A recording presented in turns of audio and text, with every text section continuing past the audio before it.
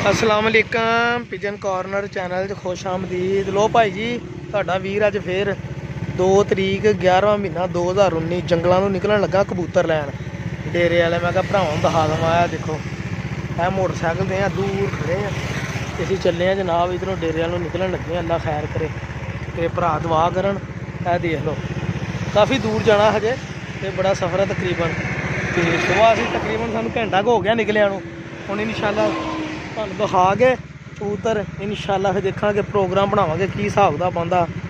बंदे ने तो बड़ियां तसल्लियां दित्तियां, कसमां जत्तियां, बहुत चंगे कबूतर आ ते अल्लाह खैर करेगा इंशाअल्लाह। ठीक है जी।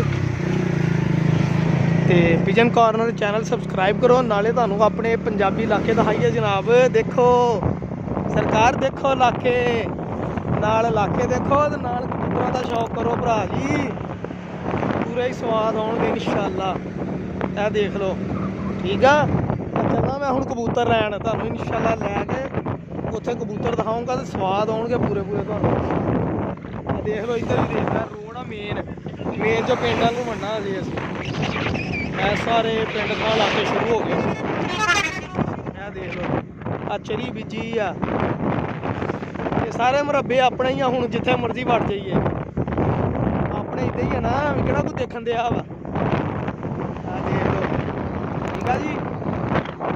हूँ मैं इंशाअल्लाह जाके उत्थे ना जो पहुँच चला फिर मैं वीडियो बनाऊंगा।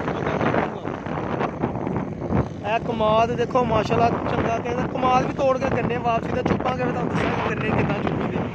ओए अपनी जिंदगी अपना माहौल आ भाई जी, ये इलाके का अपना ही माहौल इन्हां इलाकियां दा। यकीन करो जिंदगी जीन का मज़ा आ जांदा इन्हां इलाकियां च। टेंशनां मुक्क जांदियां कसमें बई बिल्कुल टेंशन फ्री।